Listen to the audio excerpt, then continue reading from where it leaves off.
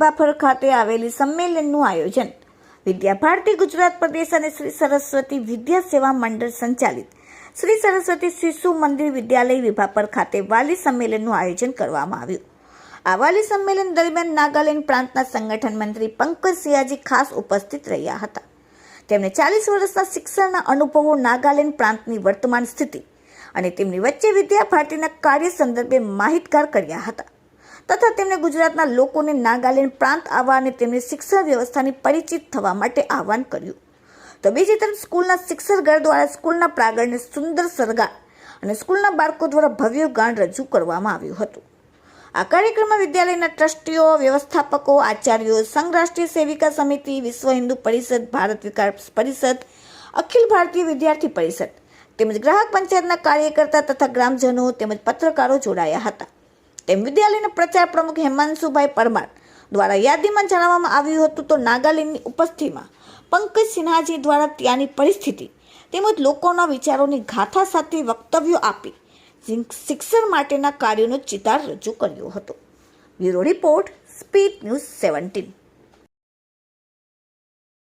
संपूर्ण क्षेत्रों में, खाली नागालैंड में नहीं कार्यरत हूँ। परिस्थितियाँ बहुत बदली है। पहले की परिस्थितियाँ बहुत भयंकर थी।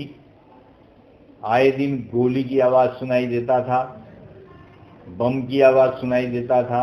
भारतीय सेना और आतंकवाद के बीच में युद्ध के जैसा दिखाई देता था। अब परिस्थितियां बिल्कुल बदल गई है। इन 7-8 वर्षों में ऐसा लगता है कि नागालैंड में तो बहुत ही शांति की स्थापना हो चुकी है। इसका कारण 2 कारण है। एक कारण ऐसा है कि हमारी जो संस्थाएं हैं, हम जिस संस्था से निकले हैं, राष्ट्रीय विचारों को लेकर निकले हैं, तो विगत 40-50 वर्षों से अंदर अंदर के गांव में लोगों के साथ मिलकर जो राष्ट्रीय कार्य जो हुआ, उसके कारण वैचारिक परिवर्तन भी आया है। उसका भी ये परिणाम सुखद दिखाई दे रहा है।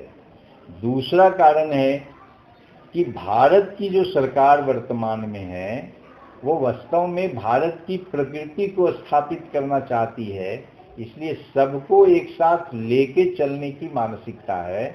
तो हम आपके हैं, आप हमारे हैं, इस भावना से जो मानसिकता का विकास हुआ है, उसका भी बहुत अच्छा परिणाम नागालैंड में दिखाई देता है। आतंकवाद ठंडे बस्ते में चले गए। अब उस प्रकार की परिस्थितियां कहीं नहीं दिखाई देती है। अखिल भारतीय शिक्षा संस्थान का विद्यालय है। उस विद्यालय में हम आए हैं विद्या भारती गुजरात प्रदेश की योजना से। और विद्या भारती नागभूमि में, नागालैंड में विद्या भारती का कार्य कैसा चल रहा है, वहाँ की जो परिस्थितियाँ हैं कितनी बदली है, उसकी चर्चा करने ही यहाँ पर हम आए हैं। और पूरे गुजरात प्रदेश में ऐसे 18 तारीख से मैं प्रवास कर रहा हूँ। और इस प्रकार के अभिभावकों के बीच में और बाकी सब निमंत्रित सज्जनों के बीच में यह विषय रखने के लिए कि नागालैंड की परिस्थिति कैसी है और विद्या भारती शिक्षा संस्थान का कार्य नागालैंड में कैसा हो रहा है, इस उद्देश्य से ही मेरा प्रवास चल रहा है।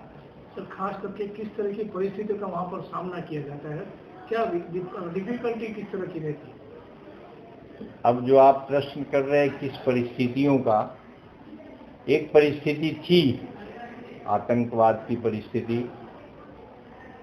चर्च का भय, जिससे कि अंदर के गांव में, नागालैंड के अंदर में जाने में एक अपने आप भय का तो वातावरण था।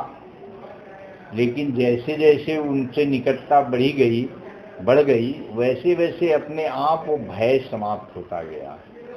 जिस प्रकार का प्रचार था कि नागा समाज बड़े भयंकर है, नागा समाज किसी को हत्या कर देंगे, मार देंगे, ये बिल्कुल गलत है। ये गलत प्रचार हुआ और दूर बैठे निवासियों के मन में भय भी जो था वह संशय भरा भय था, इसमें सच्चाई नहीं थी। पहले बोल दीजिए क्या पूछें। इसकी परिषद के प्रचार प्रसार कीजिए, परिषद के कार्यकर्ता। मैं उनके आपके साथ एक और बोलना चाह रहा था। जी जी सोचा था कि आप पूछेंगे। बताइए।